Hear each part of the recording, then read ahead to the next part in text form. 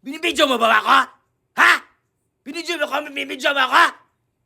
Dami-dami ko pang iniisip ngayon. Paano ko makakabayad ng utang? Sa una ko pagtago-tagoan ni sa turko, napakoy bayro nun sa ko ang mga kumare. Kakapoy na mabuhi. Ika nila lang permimde! Piskot, nagkalisod, nagkadugay. Ano ni? Abi ba na ko kung makagraduate ako college, nana ko'y trabaho, magiging maganda ng aking kinabukasan. Bakit ganito? Hayop kaya. Grabe ang pag-aaral ko ng mabuti tapos nagtrabaho nga ako may malaking sweldo.